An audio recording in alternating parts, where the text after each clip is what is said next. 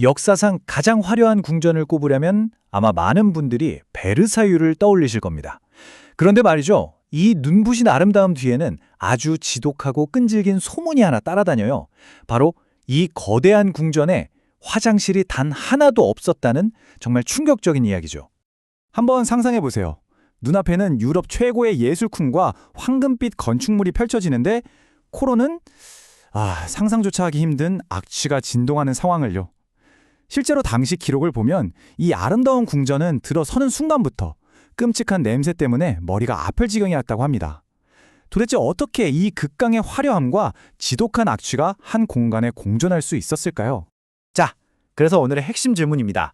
정말 진짜로 베르사유 궁전에는 화장실이 없었을까요?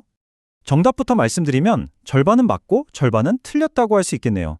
우리가 생각하는 그런 현대식 수세식 화장실은 당연히 없었죠. 하지만 배변을 처리하는 시설 자체가 아예 없었던 건 아니에요. 이 이야기의 진짜 핵심은 시설이 있냐 없냐가 아니라 감당이 불가능한 인구를 마주한 위생 시스템이 그야말로 처참하게 붕괴했다는 데 있습니다. 좋습니다. 그럼 이 황금빛으로 번쩍이는 지독한 미스터리를 풀기 위해서 먼저 어떤 시설들이 있었는지 그 증거부터 한번 파헤쳐 보시죠. 이 두 사진을 보시면 당시 상황이 한눈에 딱 들어옵니다. 왼쪽은 오직 왕만을 위한 전용 변기, 쉐지 페레세라는 건데요. 보세요. 벨벳이랑 금으로 장식해서 거의 예술품 수준입니다. 그런데 오른쪽은 수많은 귀족과 하인들이 썼던 아주 평범한 개인 요강, 챔버팟이에요. 그러니까 화장실 하나만 봐도 이 사회가 얼마나 극단적인 계급 사회였는지 알 수 있는 거죠. 근데 진짜 놀라운 건 루이 14세한테 용변을 보는 시간이 전혀 사적인 순간이 아니었다는 겁니다. 오히려 이건 왕권의 연장이자 아주 중요한 공적 업무 시간이었어요. 그는 이 변기 의자에 앉아서 신하들의 보고를 받고 외국 대사를 만나고 심지어 중요한 정책까지 결정했다고 해요. 왕의 모든 순간이 곧 국다다라는 절대 왕정을 아주 제대로 과시한 셈이죠.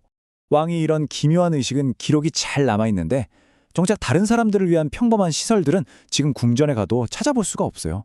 아니 왜 증거가 다 사라졌을까요? 그건 바로 19세기에 일부러 없애버렸기 때문입니다. 당시 루이 필립 왕이 베르사유를 박물관으로 싹 뜯어 고치면서 옛날에 그 지저분한 공중화장실들이 위대한 프랑스의 영광에 먹칠을 한다고 생각했던 거예요. 그래서 그냥 모조리 철거해버렸습니다. 그러니 후대 사람들은 원래 없었나 보다 이렇게 오해하게 된 거죠. 자, 이제 문제의 핵심으로 한번 들어가 보겠습니다. 궁전이 어떻게 거대한 화장실이 되어버렸는가? 압도적인 인구 앞에 무너져버린 시스템의 이야기입니다. 여러분, 이 숫자 좀 보세요. 1만 명. 이게 베르사유 궁전이 전성기 때 수용해야 했던 상주 인구와 방문객을 합친 최대 숫자입니다. 말 그대로 작은 도시 하나가 이 궁전 안에 통째로 들어와 살았던 셈이죠. 그런데 이 1만 명에 가까운 인구를 위해서 마련된 공중화장실은 정말 손에 꼽을 정도로 적었어요. 그나마도 관리가 전혀 안 돼서 악취가 너무 심하니까 아무도 가까이 가려고 하질 않았죠. 사실상 없는 거나 마찬가지였습니다. 그럼 어떻게 됐을까요? 결국 사람들은 갈 곳을 잃고 말았습니다. 급한 나머지 궁전의 온갖 구석진 곳이 그냥 임시 화장실이 된 거예요. 기록을 보면 복도, 계단 밑, 커튼 뒤, 심지어 불이 꺼진 벽난로 안까지 말 그대로 궁전 전체가 오물로 뒤덮여버린 겁니다. 그래서 당시 방문객들이 남긴 기록에는 하나같이 이렇게 쓰여 있습니다. 베르사유 궁전은 입구에서부터 지독한 악취가 코를 찔렀다. 화려한 드레스를 입은 귀부인들이 왜 그렇게 부채질을 열심히 했겠어요? 물론 덥기도 했겠지만 코를 막기 위한 필사적인 몸짓이었다는 해석도 있을 정도랍니다. 하지만 정말 놀랍게도 이 끔찍한 악취의 유산이 우리가 전혀 상상하지 못했던 새로운 문화를 만들어냈습니다. 상황을 더 심각하게 만든 건 바로 목욕에 대한 공포였어요.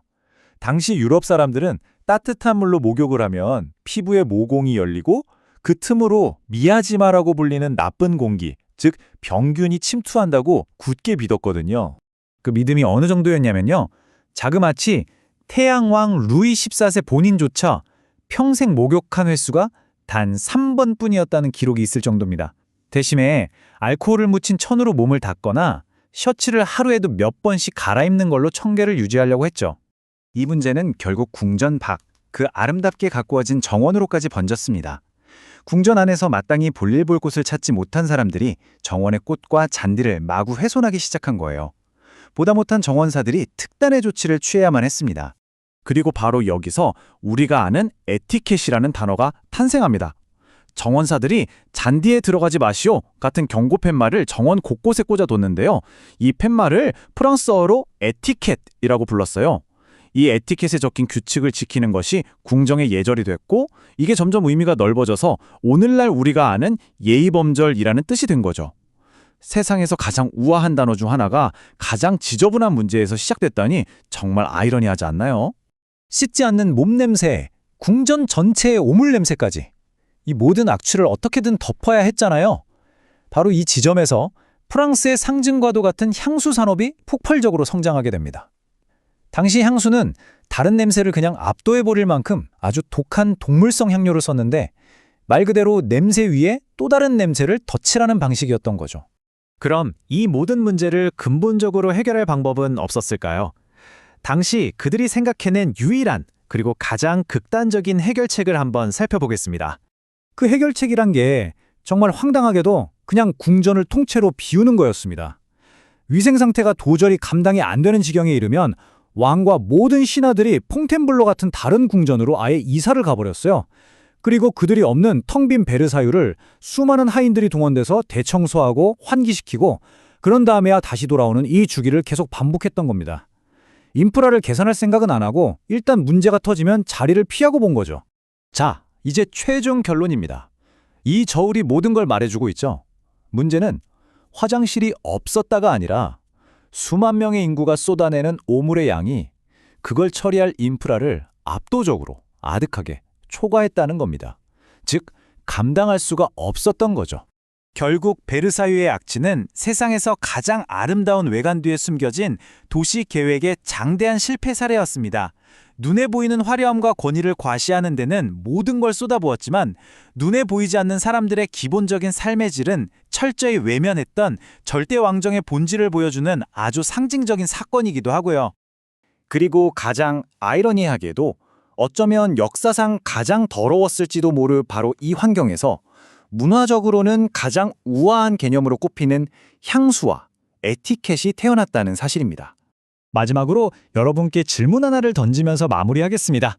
우리는 보이지 않는 현대의 위생 시스템을 너무나 당연하게 여기며 살아가잖아요. 과연 이 완벽해 보이는 시스템은 오늘날 우리 사회에 또 어떤 보이지 않는 규칙과 문화적 규범들을 만들어내고 있을까요? 한 번쯤 생각해 볼 만한 문제인 것 같습니다.